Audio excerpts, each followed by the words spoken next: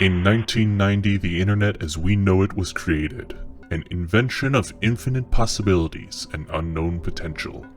There are now over 2 billion websites currently in existence, a wealth of information, functionality, and social media. However, if you dig deeper, there lies more beneath the surface. The strange, bizarre, and dark corners of the net. Welcome to the Weird Wide Web. Welcome back to the Weird Wide Web, episode 6. Back in it. Full disclosure, we are re-recording this episode because the audio gods did not shine fondly upon us and fucked up our original recording, which is a real shame because I think it was the best recording we ever did. Yep, and you know what? It's gonna stay that way because this one's not gonna be as good. Yeah, confidence is low. We're back in it, but it is very exciting because we're back diving deep into a subject that is fond to your heart. We're talking Final Fantasy. Yeah, we are. We're talking the Final Fantasy. Now, I was never a big Final Fantasy kid. I don't know much about it, but you played a bit of it. Oh yeah, got really into it. Mutual friend Tom, I slept over his place once in like 4th grade, I think, and stayed up the entire night playing Final Fantasy 9, like him and his brother. And then from then on, I was searching every GameStop and didn't realize how many Final Fantasies there really are. And there's like the sub ones, the part Bs, the random origin story spin-off. It's wild, but it's an awesome kind of series that I definitely still love. All that I really am aware of is the like K-pop version that came out recently, where they're just kind of cruising around in a convertible. I don't know. Oh yeah, Drinking 15. beers. And is that 15? 15? I surprisingly thought that number would be higher. No, that's the demographic. That's the demographic. Oh, I gotcha. Gotcha. It's the age group. I see. I see. That makes a lot of sense. Makes a lot more sense. Yeah. Black convertible, K-pop haircuts. It's pretty obvious. Yeah. Well, we are not going to be talking about any specific games in the Final Fantasy universe, but we will be talking about a Final Fantasy cult and the experiences of some of its members, victims mainly, but it all has to do around, like, it all revolves around this belief of soul bonding, which is not a new concept to you now, but it was introduced to you that it's this idea that you bind yourself to the like spirit of this character, and you are like that character takes on its own life. Essentially, you have these many different people living inside you. Yeah. Heard it. Still just as weird. Soul bonding, people living inside you, they're anime characters. It's a weird little world they got going on. Yeah, but it's exciting because it's attached to video games, and who doesn't love a good video game? If you were to, we did talk about this, but if you were to soul bind yourself with a Final Fantasy character, who would it be? Yeah, what did I said, I think originally like everyone would want to be like Cloud and like the cool fucking guy. Yeah, But no, I'm what's his name, the captain or whatever from Final Fantasy 9. the guy Who's in the the suit costume, yeah, the knight, yeah, it was a costume. the night costume. That's The night what we costume. came to realize, is that he was just wearing a costume. Yeah, it makes perfect sense. It was, you have to do the whole play scene at the beginning. He runs out on stage, and so it's established if you wear something on stage, it's a costume. Yeah, and it makes total sense. And it's not a costume unless you have first appeared on stage with it. I think that's just completely reasonable. Yeah, that or Halloween. Or Halloween, which is the world stage. For Ding Dong Ditch? For toilet paper?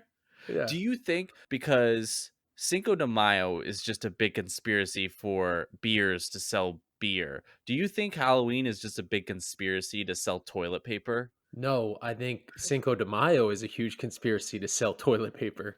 You eat that much Mexican and beer? Oh God, that's more than Halloween.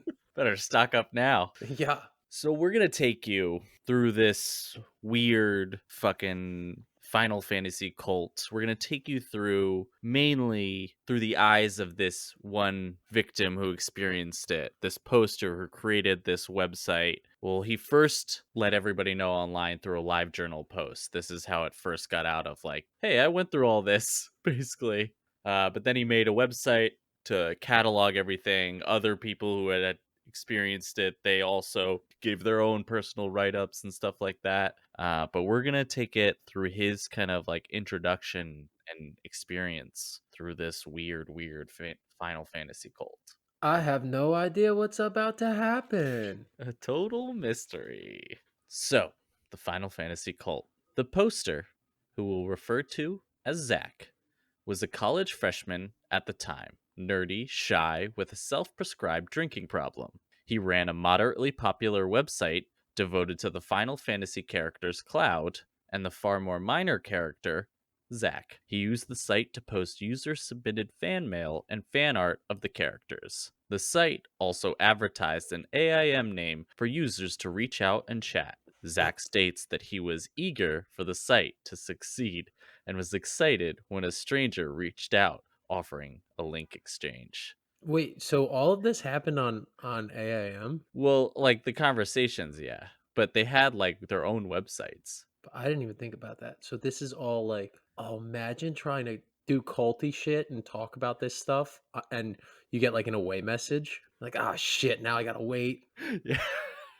what what what really impactful song lyric do you think they had as their going away message?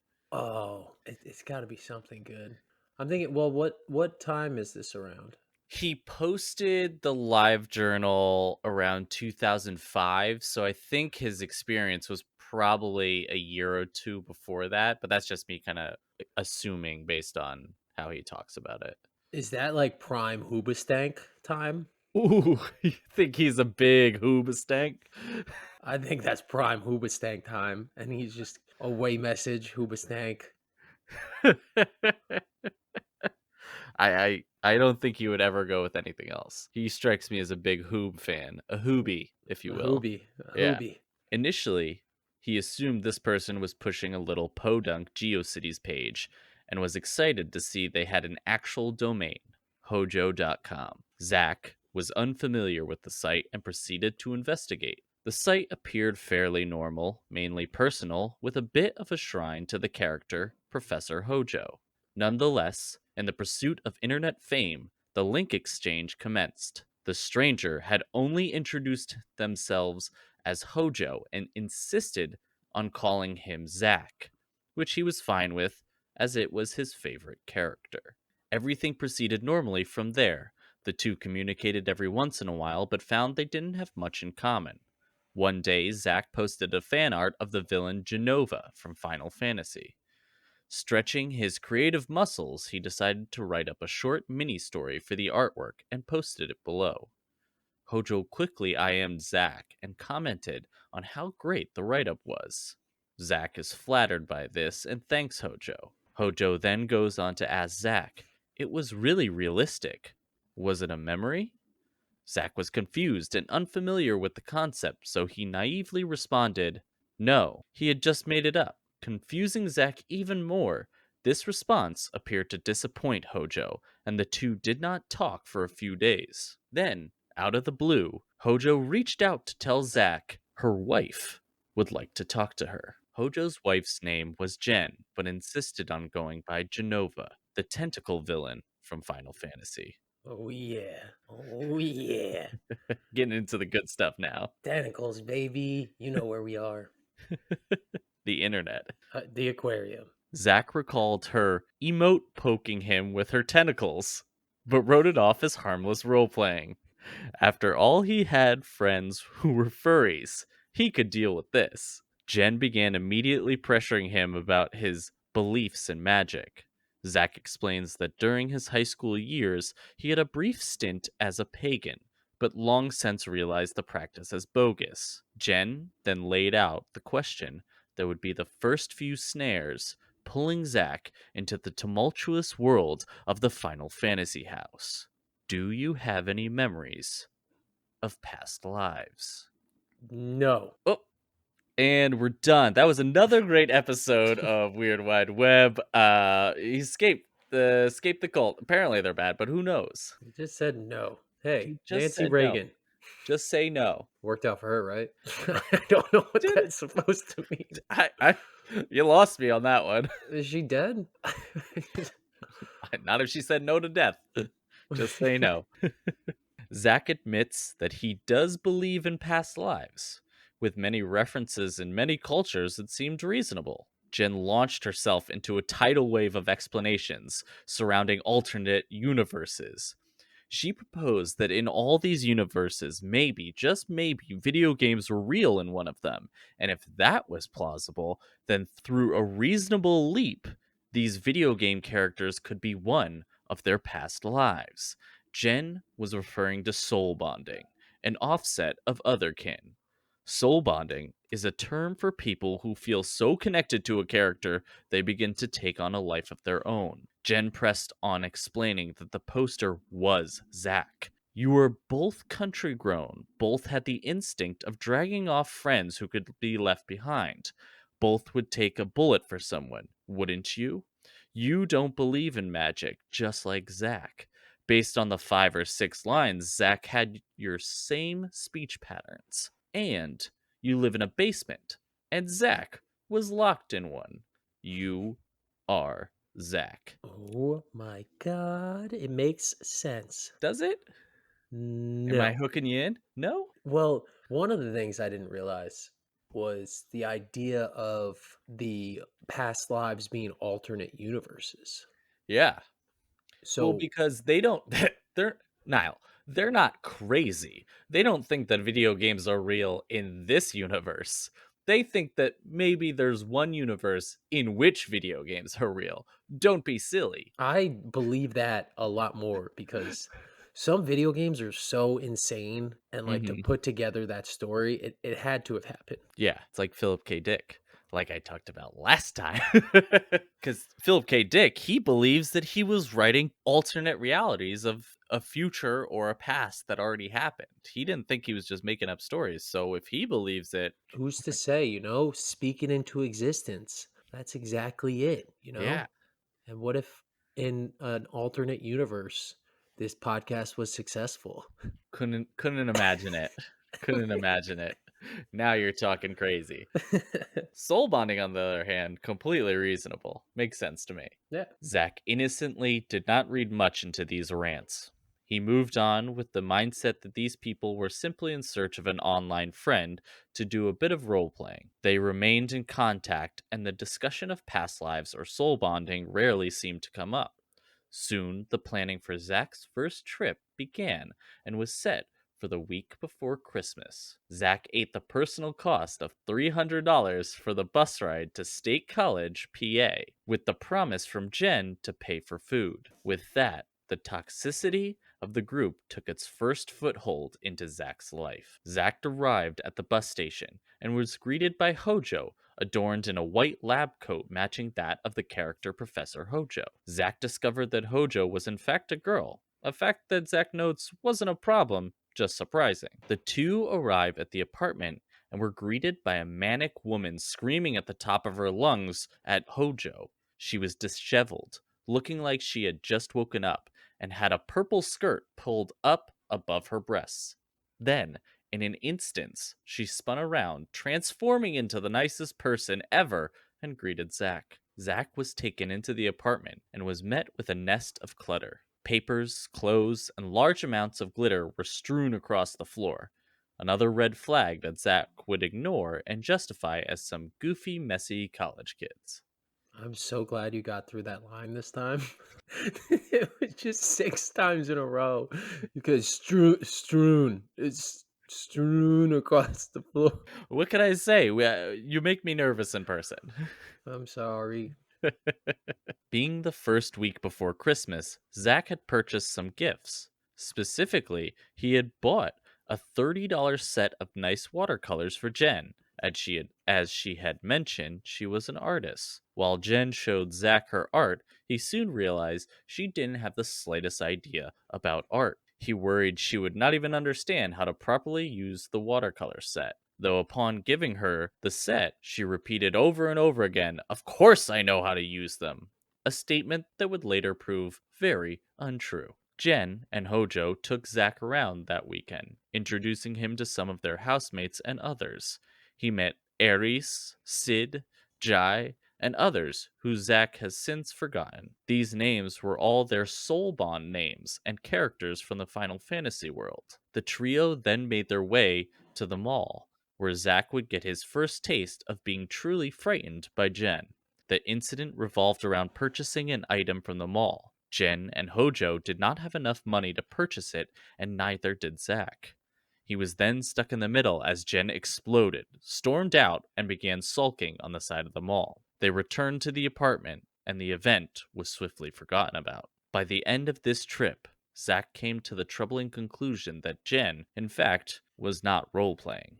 She not only believed to be soulbond to one character, Genova, but many. Jen referred to these other personalities or other selves as her children. Jen would deploy these other selves based on whatever the situation and whatever would bring her the biggest personal gain. Zach was not fooled by this manipulation, knowing all too well this was just Jen. At the time, Zach was going through some family issues with his mother, and at one point had a bit of a breakdown. Jen and Hojo jumped on this weakness immediately. Jen began offering him numbers to youth support groups and started with the idea that he needed to get away from home and abandon his family. Jen sympathized with stories of her abusive mother and absentee father. She also slipped in a story of an abusive friend who had trained her to be Sephiroth. Hojo and Jen both digging their claws even deeper into Zack's fragile psyche. Eventually, Zack was able to smooth things out and only stayed a few days longer as a take that statement towards his mother. Exhausted, mentally fragile, and penniless, Zack made his way to the bus stop to finally leave this place and get home to Brooklyn. However, not without Jen throwing one more wrench in the weekend. Jen being the only one with a computer in the apartment, Zack was not able to verify the leave time for the bus he needed to catch. Relying completely on Jen's information, Zack would arrive at the bus station and discover the bus had left an hour before he got there. A mistake Jen wrote off as an honest one that delayed Zack's return home by another whole day. Oh, there's nothing honest about that. Nothing honest at all. She just wanted to trap him there. Yeah. Take his money. Fuck you, Mom. I'm staying over another night. Yeah. My $300 bus ticket. Yeah. What? It's insane. $300. Where was he come? He's coming from Brooklyn, right? From Brooklyn. Yeah. No. I don't think he was in Brooklyn. I think because he was going home to Brooklyn. So what was he in, California? I don't think you would take a bus from California, but I can't remember where he was from originally. Either way, that's an expensive bus ticket. Yeah, $300, and you get off, and I expected you to say like, oh, he was greeted by a chauffeur, but no, it's this crazy lady in a fucking lab coat. Let me get off my $300 bus to State College. Who would pay $300 to go there? Nerds, baby. Nerds. People into ice cream? They have like an ice cream major at Penn State. Do they have an ice cream major at Penn State? Yeah, it's like Penn State Creamery. You just eat ice cream? No, that's just what the sorority is called. Boom! The Penn State Creamery. No, sorry. We don't want to make fun of people who pay for friends. Yeah. That's right. You're being made fun of by a college dropout. Yeah, you paid not to have friends. I paid not to have friends. I spent a lot of money on things that kept me inside and in my room a lot. Yeah, we won't go into those. Checkers. Ice cream. Ice cream.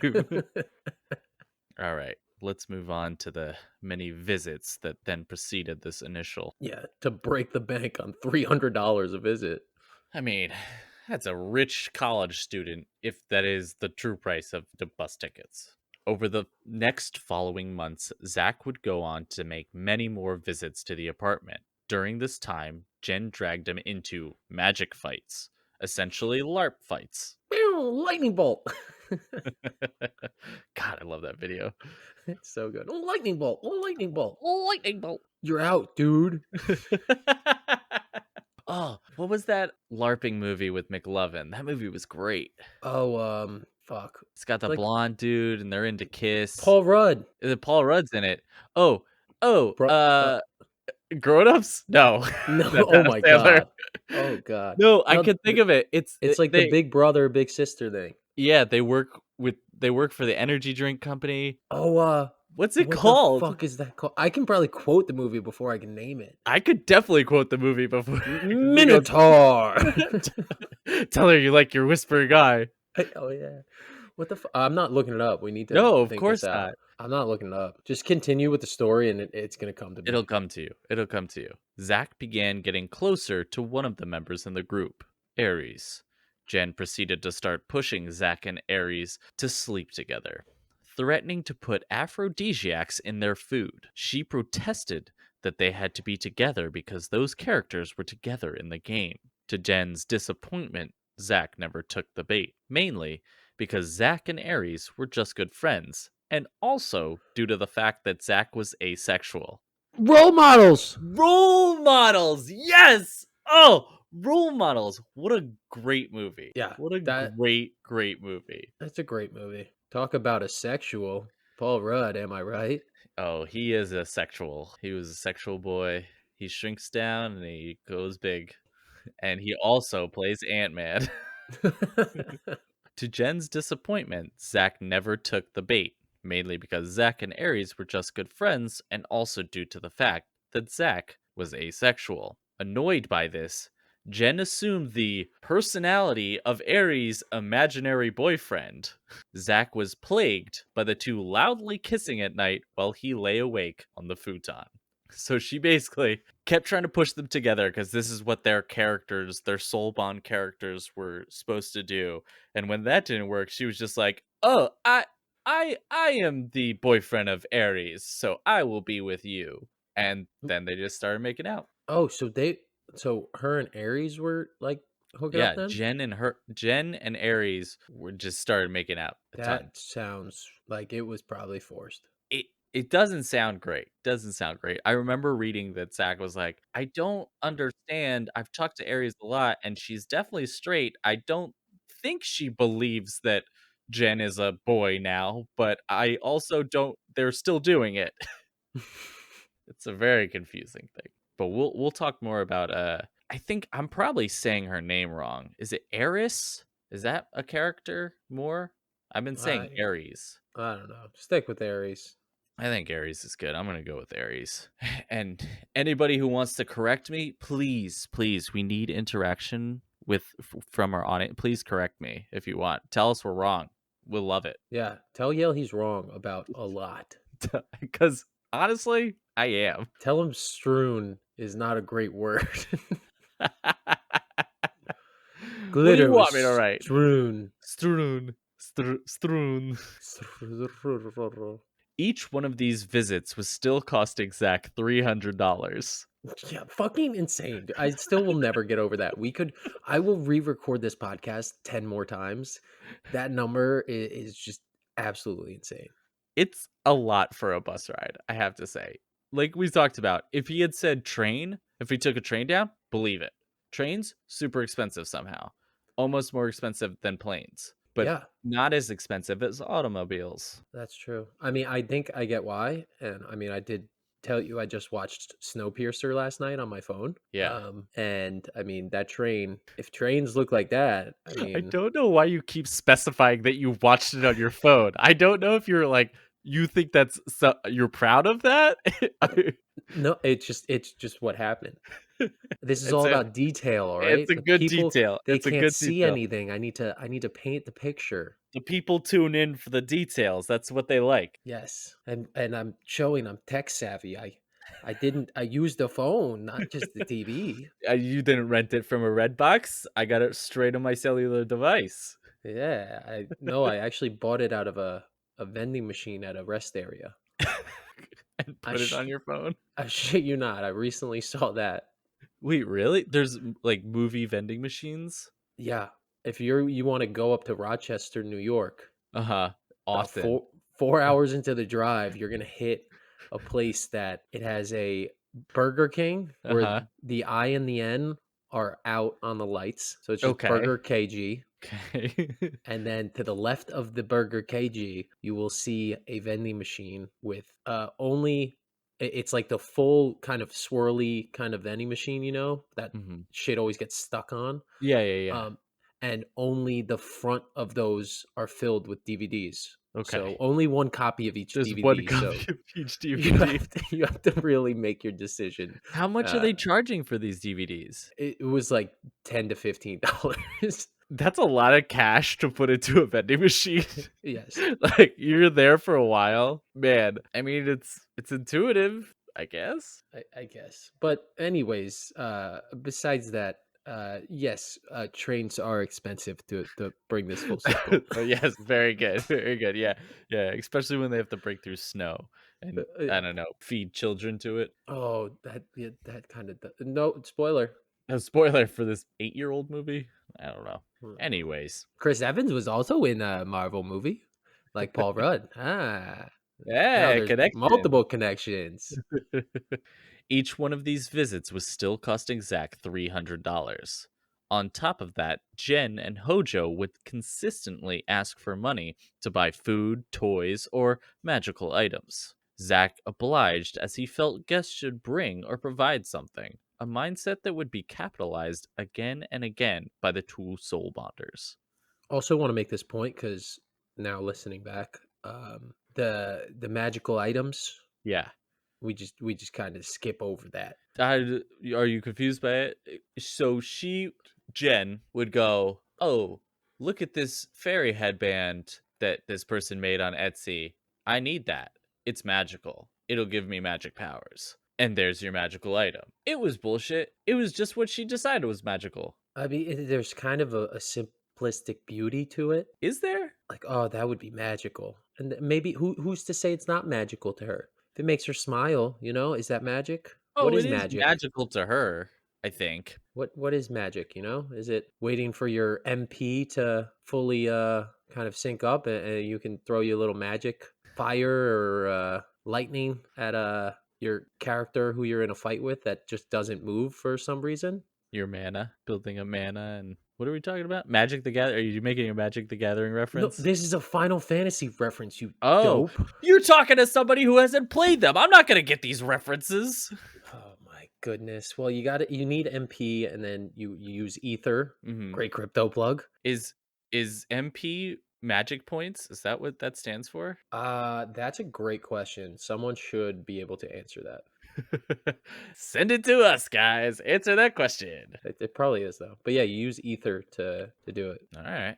to bring it All right. back. I mean, we will definitely mention more. She does some kind of like magical infusions and stuff like that with the peoples of this house. But anyways, along with the financial burden, events surrounding the group became stranger and more torturous. On one instance, Hojo and Jen locked Zach in a soundproof glass chamber in the basement of a nearby school. The two hoped he would remember being Zach. Instead, the real Zach began to panic, banging on the door and wrenching on the handle until they finally let him out. No past memories were obtained through this act. Yeah.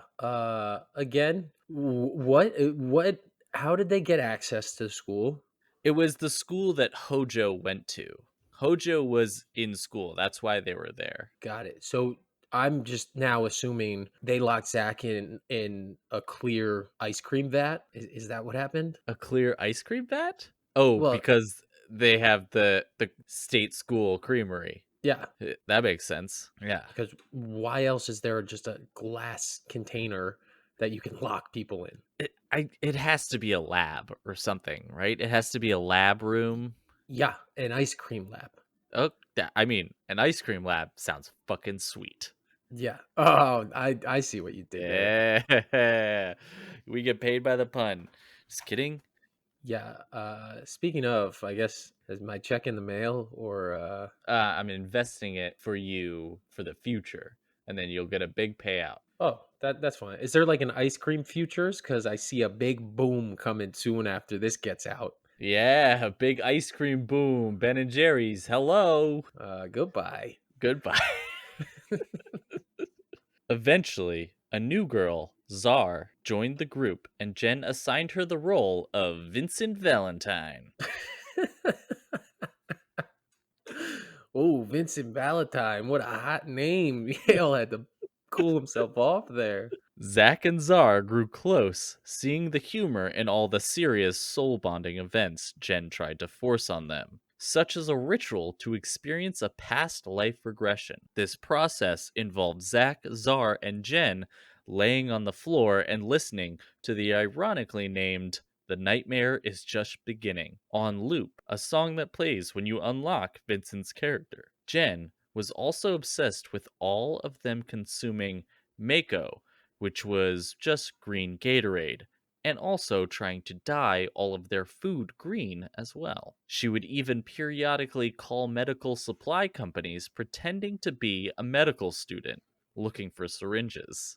A scam that fortunately was never successful. Zack observed as Jen lied to vendors, claiming to be a student for discounts and free items. He watched as she lied at the Christian bookstore, claiming to have talked to angels in order to get free books. He stood by as he lost hundreds of dollars from travel and paying for various items for the group. Despite all of these things, when the offer came from Hojo and Jen to live with them for the summer, Zack still said yes. Yeah, that is just crazy. It's wild. Like, it really must have had some bad home life to justify moving in with these crazy fucking people. Yeah, or maybe he was just like, I can move in for the summer. It's like this cool area. Who knows? Maybe there will be like this hot neighbor who sneaks into my window at night and my friends don't believe me on it. And then when it turns out the other neighbor is a serial killer, then my friends are like, "Oh, what are you talking about? I don't believe you." Oh, And yeah. Disturbia. basically, no. This happened 20 years before Disturbia, and it's called Summer of Oh. '84. Oh, as in 1984. Yeah, you better believe it. It is a very similar plot to Disturbia, as I'm realizing now. I'm just putting it together. The only difference is that Shia LaBeouf was locked in his house. Summer of '84, they just kind of biked wherever they wanted to go. Yeah, they did, kid things. But also, genius move, and we're giving Summer of '84 all the credit because it's an amazing movie. Mhm. But imagine you make a remake of something, but just set it before the other movie happened. Then basically everyone's just like, no, that happened first. Clearly it was in the '80s. 84. It was in the 80s. That's brilliant. That's brilliant. That's how we are giving Hollywood the secret to get away with all the dumb remakes they make. They just take that remake, set it earlier, boom. It's just a re-release. Yeah, you don't need any Shia LaBeouf. I You always just, need more Sheila Booth. I mean, the fat kid in Summer '84 is kind of looks like Shia LaBeouf if he put on like 160 pounds. I could see him doing it for a role. I could see that. Oh yeah, put a bag on his head, gain a bunch of weight, totally. Wait, he put a bag on his head? Yeah, you never seen those pictures? He went down it was some event, some red carpet or something. He put a brown paper bag over his head and wrote "I'm not famous" on it and walked down a red carpet. That's awesome. Yeah, that's what I'm saying. I need some more Shia LaBeouf all the time. He's great. Weird, but cool. Yeah, not as cool as Summer of '84. Zach was not a fan of being cooped up in Brooklyn every summer, so the idea of getting out for a bit, getting a job, and hanging out with some friends seemed ideal. He made arrangements with his family, packed up, and hand carried his large PC tower to the bus. Thankfully, this time, he was able to find a cheaper ticket. Only $100. He's just getting played by his friends. He's getting played by Greyhound. This guy must be the most gullible person ever. I have to imagine he's just walking to the bus station and there's just some dude there. Yo, hey, where you going? Doesn't matter. You need a bus ticket? I got you. Easy, cheap, $300. This is a good deal. You need it right now? You gotta book your tickets in advance. It's $300. This is good to go. And then he walks on. So they're now presumably that was a Jewish accent, and so there's I was going more for like a Long Island type deal. so Jewish. Jewish Italian. Some Jewish Italian guy that is a scalper at the bus station. At the bus station, yeah. That's where you make the real money. You scalp the bus tickets. Apparently worked. The day he moved in was one of the few days that Jen was not there. Zach remembers getting along much better with Hojo. That night, the two of them went to see Star Wars Episode 1 with another member, Trish. Zach noted that he could already tell Trish was very anti-Jen. After a few days of hanging out, Zach's mom presented him with an ultimatum. Either find a job or come home. Determined to stay, and with no phone and no car, Zach hunted down a job. After a tiring search, he would score a job at a small supermarket. This would turn Zach into their workhorse. Zach was the sole provider in the house. Hojo was currently a student, and Jen had quit her part-time babysitting job as soon as Zach had found employment. Not that she had been doing that all too frequently anyways. Zach was made to do the minimal cleaning that did go on in the apartment. Zach shouldered the burden of paying for all the food. Food like expensive $10 steak dinners, which Jen insisted on having, despite Zach's small pay. And all the green Gatorade. And all that green by the caseload. We also never figured out what flavor is green Gatorade. It is electric shock, I think. What the fuck? What does that taste like? I don't know. They have weird names and they aren't real flavors. Yeah. Oh, I mean, Cool Blue is definitely not a real flavor. Yeah. Like Cool Blue and Red Rush and Lime Green. I think you got one that was right. You're making up like Powerade. Those are Powerade names. Oh, yeah. Well, did Powerade even have names? I just remember Powerade was like blue, red, purple. Yeah, I think that was it. This was also ignoring the fact that Zach had told them meat, specifically red meat, made him feel ill, a fact which he suffered through as there was no money for anything else. Give me that meat. Jen also occupied Zach's computer almost every hour of the day. When she wasn't on the computer, she was hovering over Zach, watching every key he typed. She even recruited a few members by copying screen names Zach was interacting with. That'd be amazing. I want to see those screen names. Oh, prime, like 04 video game screen names, I'm sure. Lowercase x, uppercase x, lowercase x, BFF, LMAO, Rafflecopter. tentacle emoji. No. He wasn't talking with Jen. The constant surveillance eliminated any chance at reaching out to anyone telling the world, hey, Jen is abusing me, please help. No call was ever unmonitored. No activity was not tracked. Zach was not even allowed a house key, becoming locked out multiple times when Jen was simply asleep or out. At a few points, Zach even had to resort to dumpster diving just to feed himself. Then came the fighting. However, this was not the imaginary magic fighting from earlier. This was slapping and punching, getting more and more intense until Hojo or Jen would whimper. This was immediately followed by the two of them loudly fucking. When the two weren't beating each other, then fucking, Jen was keeping Zach up at all hours of the night, pulling him out of bed to go see fairy rings or deal with some magical disturbance. Zach was drained. On top of that, his hours at the supermarket were being cut. He had to resort to day-olds from the market, which he eventually got caught taking. Not to mention, Jen hated the taste of the day-olds and demanded more of the $10 steaks. By this point in the torment, Zach was fully brainwashed. Eventually, Eris became fed up with Jen and the living conditions. She took to her personal blog and wrote out a list of grievances. This infuriated Jen. Later on, while Hojo and Zack were in a used bookstore, stealing books, of course, Eris had called and wanted some of her things back from the apartment. Jen erupted at this request. She called Hojo, threw screaming tears, and threatened to kill herself. Hojo called Eris and screamed at her. Zack even admits he screamed at her at this point too. The two jumped in a taxi that they had no money for and raced home. They found Jen sitting in the middle of the floor screaming. She had slit her wrists, and Sid was there holding a damp towel to the cut. For a brief moment, Zack had some clarity.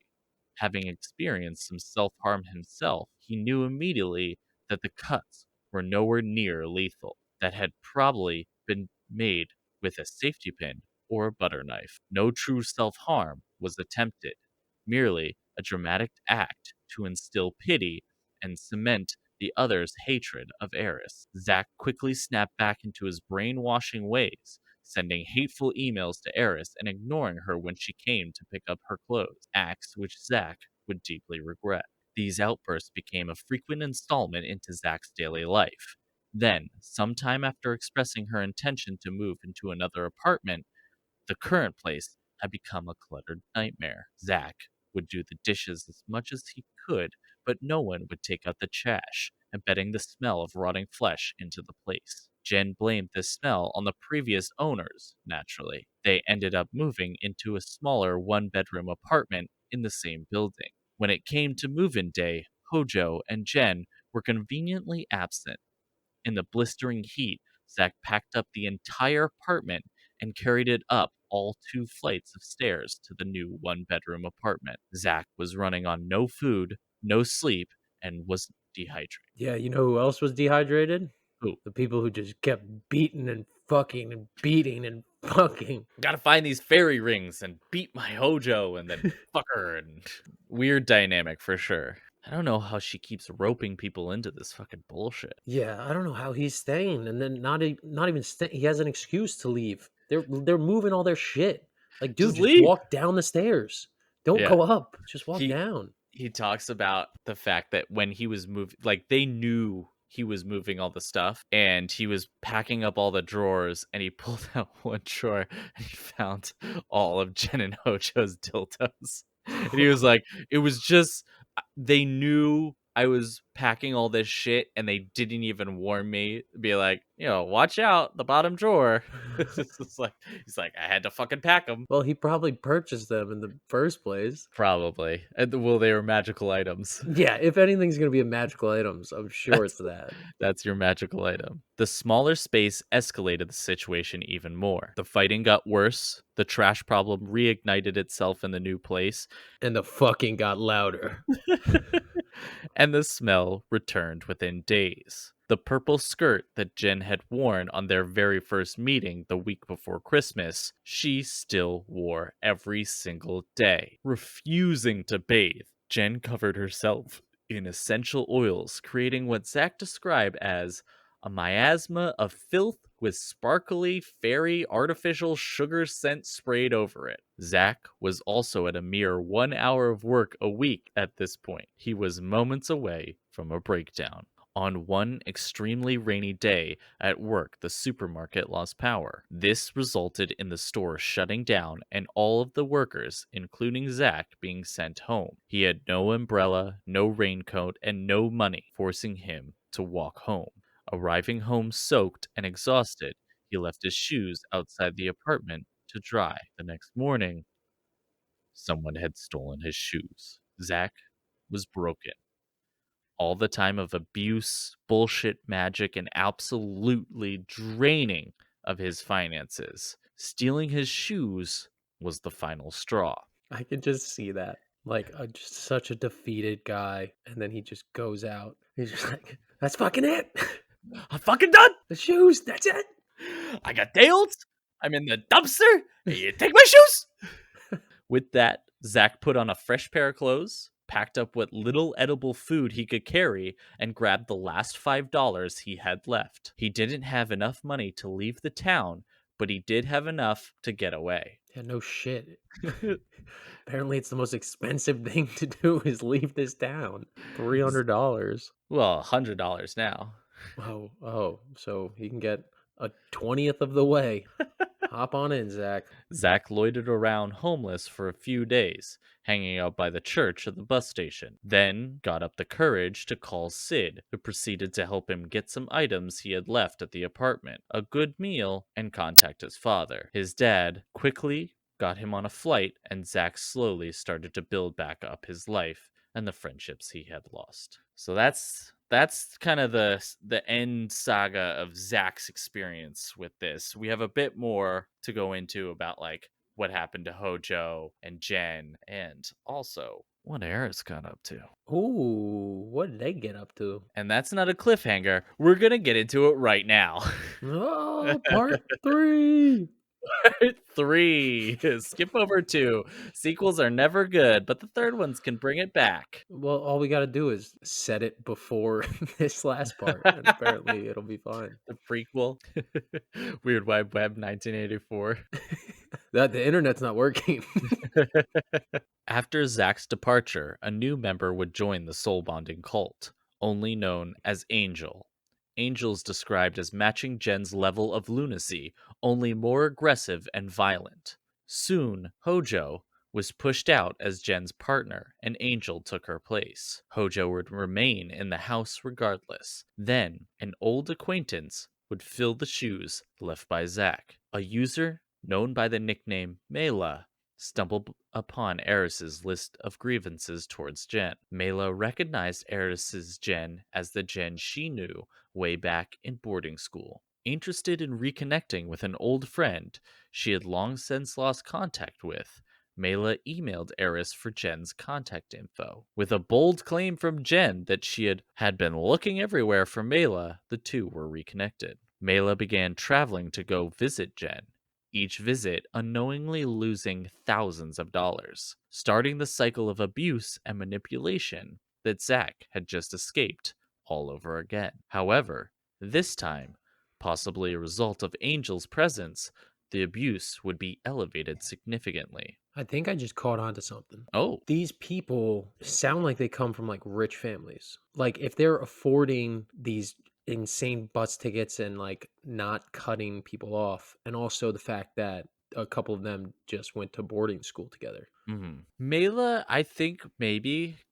Are you thinking like Hojo and Jen are coming from affluent houses? I think maybe, and maybe they're just batshit crazy and got cut off. That And makes a then lot of sense. so they know these people. They would like know how to get in with kind of these richer people and suck Yeah. them into their weird cool things. Like, hey, we're gonna have a fun seance. Bring your $1,000. Yeah. And then they just No, because manipulate them. Jen is described, like most cult leaders, as being like very charismatic. Obviously, like she's reeling all these people in and siphoning Having money out of sex them, with them. having sex with them, and it like just like a cult leader, she's reeling them in, pulling all this money, fucking them. She just happens to be doing it based around like a dumb video game. Whoa. Sorry, a really dumb video game. You piece of shit. You haven't played them. There's like 40 games you can play. You'll play some stupid Kanye game, but you won't play Final Fantasy? Yeah, because there's only one Kanye game, and there's 35 fucking Final Fantasy games, and some of them are split up into multiple discs. Oh, I'm sorry. Is that the problem? Your discs? Yes, Not everything's about your disc, Yale, all right? I don't want my disc to be worn out. You have multiple discs?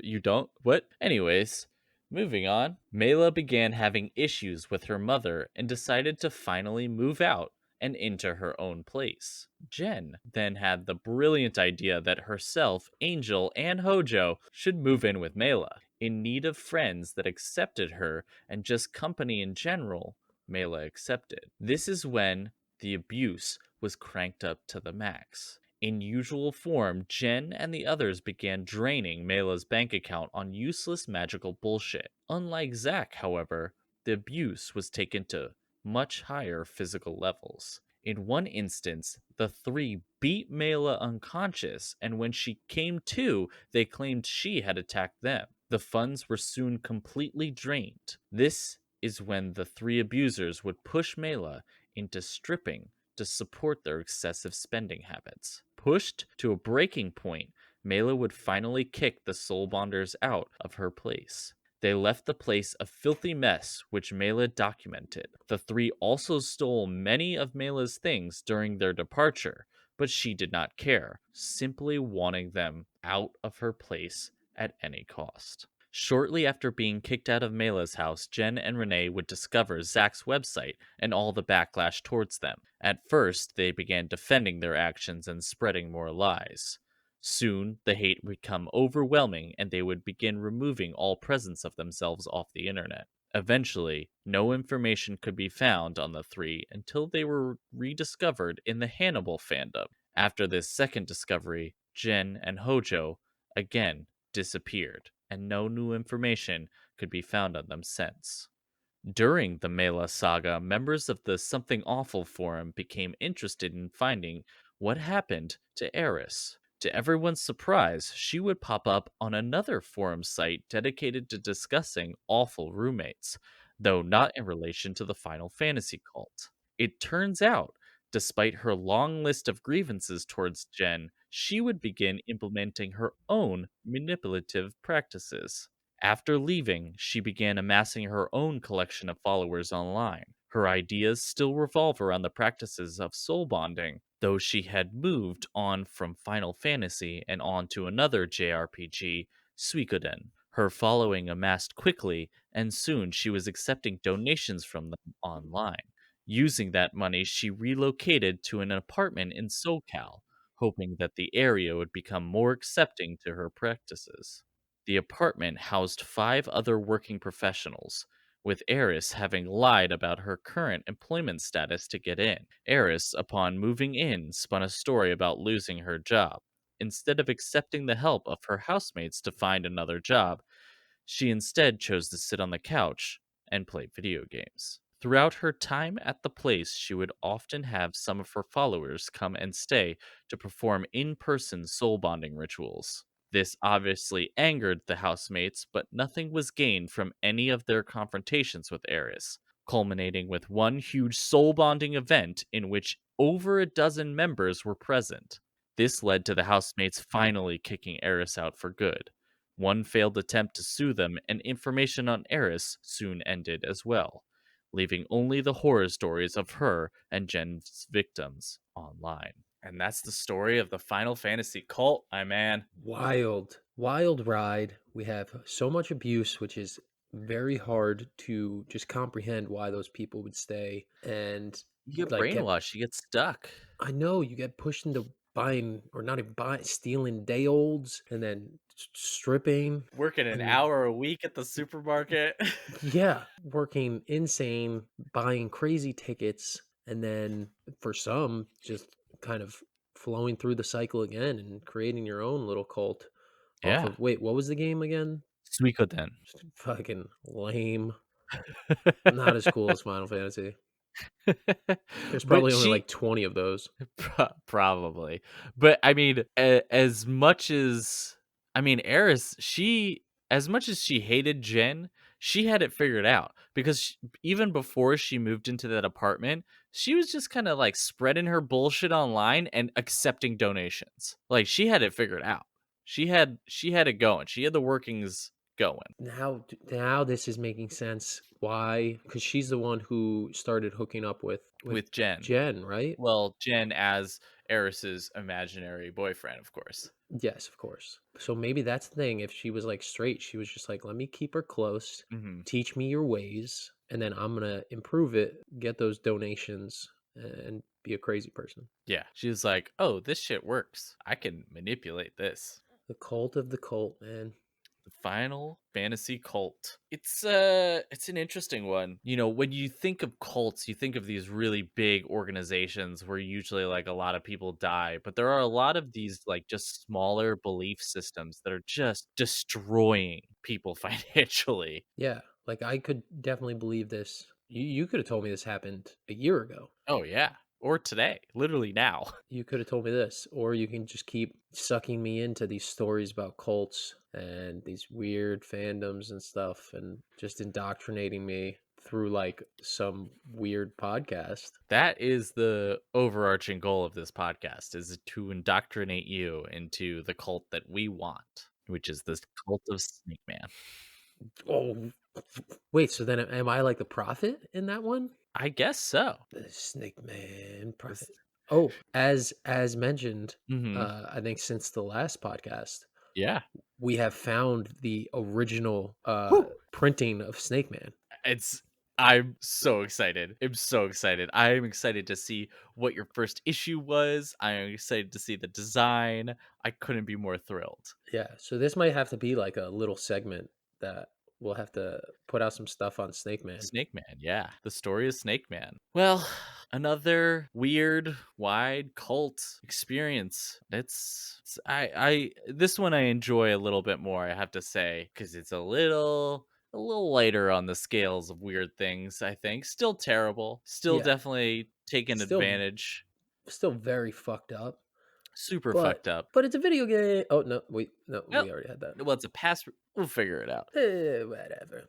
Thank you for joining us another exciting episode of the Weird Wide Web. This is the point where I like to shout out that you guys should follow us and reach out to us and check out our social media. Oh, what's that? One thing you should probably do.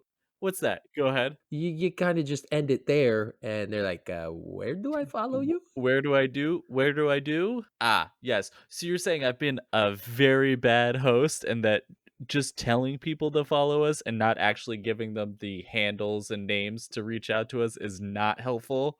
I think you're a great host. It's just like you did all this work to create the party. You sent out the like invites, but you didn't put the address on the invite. Didn't put the address, and I thought I just had no friends. Well, let's try it a little different this week. If you want to write to us about something you want us to cover, tell us where we were wrong, tell me what I pronounced wrong, you can reach out to us by email at weirdwidewebpod@gmail.com.